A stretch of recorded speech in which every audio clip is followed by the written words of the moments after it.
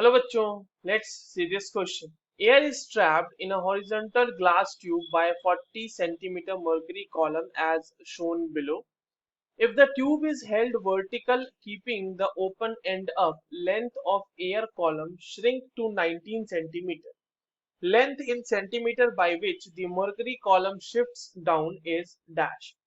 ठीक है, चलिए इस क्वेश्चन को सॉल्व करते हैं बच्चों। और सबसे पहले तो ये देखते हैं कि इस क्वेश्चन को सॉल्व करने के लिए हमारे पास कौन से की कॉन्सेप्ट की जानकारी होनी चाहिए।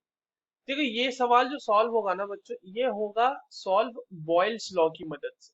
ठीक है, ये होगा सॉल्व बॉयल्स लॉ की मदद से। अब देखिए हमारे पास दो केसेस कहे गए, एक है जब वर्टिकल ओरिएंटेशन है ट्यूब का, और एक है जब हमारे पास हॉरिजॉन्टल ओरिएंटेशन है ट्यूब का। तो ये जो हॉरिजॉन्टल ओरिएंटेशन है ट्यूब का, इसमें जो ये लेंथ है बच्चों, इसे हम मान लेते हैं L1 लेंथ। ठीक है, अब देखिए बॉयल्स लॉ के according PV is equals to constant, PV is equals to constant. हम दो अलग अलग सिनारियोज के लिए इसको अप्लाई कर देते हैं।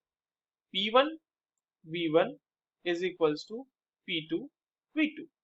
P1 V1 हम उसके लिए रख रहे हैं हॉरिजॉन्टल ओरिएंटेशन के केस में, जितना प्रेशर और जितना वॉल्यूम होगा, और P2 V2 हम वर्टिकल ओरिएंटेशन के लिए रख रहे हैं। ठीक है, vertical orientation. Now coming to कि P1 V1 को किस तरह से और हम सिंप्लीफाई करके लिख सकते हैं, देखते हैं बच्चों। देखिए P1 V1 जो है, वॉल्यूम को हम क्या लिख सकते हैं, लेंथ इनटू एरिया। ठीक है, तो लेंथ मान लीजिए पहला वाला लेंथ हमने L1 कंसीडर किया है, और एरिया ऑफ ट्यूब है A। और P2, क्योंकि वॉल्यूम क्या होता है, volume is equals to area into length, right, इसी का मैं यूज कर रहा हूँ यहाँ पे। तो P2 जब है प्रेशर, जब हमने वर्टिकली रख दिया तो वहां पर लेंथ हो गया है L2 और एरिया हो जाएगा A। तो A से A बच्चों हो गया कैंसिल। यहाँ पे आ गया P1 L1 is equals to P2 L2, right. अब देखिए P1 का सिनारियो क्या है।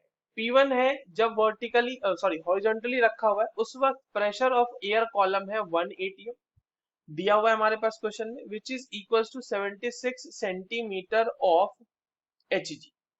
ठीक है, L1 हमने L1 ही मान रखा है, इसको हमें फाइंड आउट करना है। नाउ ट्यूब को हमने क्या किया है, वर्टिकली हेल्ड कर लिया है। Now tube is held vertically, vertically, let me right it clearly first, vertically keeping keeping the open and up.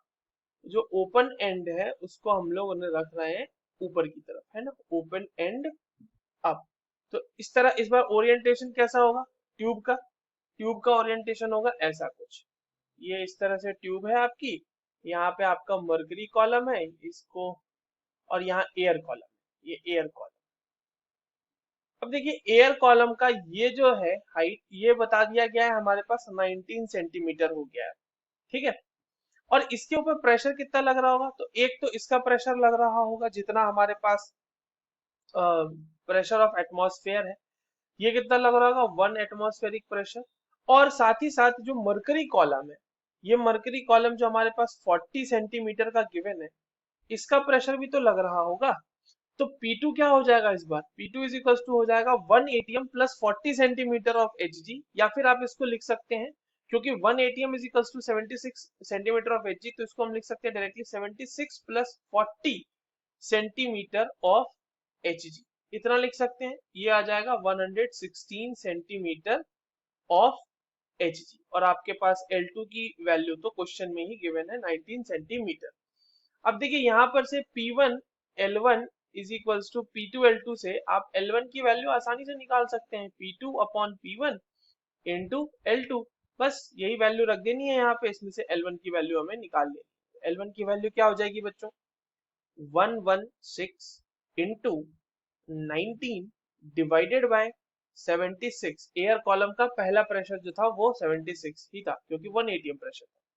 ये वैल्यू आ जाएगी आपकी सेंटीमीटर में, ये आ जाएगा 29 सेंटीमीटर। तो L1 था आपका 29 सेंटीमीटर, L2 है आपका 19 सेंटीमीटर।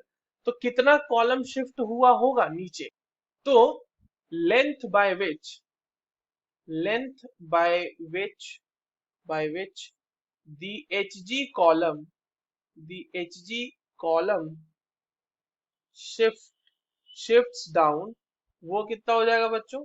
वो हो जाएगा L1 minus L2, that is 29 minus 19 centimetre, that is 10 centimetre. यही हमसे पूछा गया था कि एचजी कॉलम कितना नीचे डाउन शिफ्ट हो जाएगा, तो this is equals to 10 centimetre. I hope you understood this well. All the very best.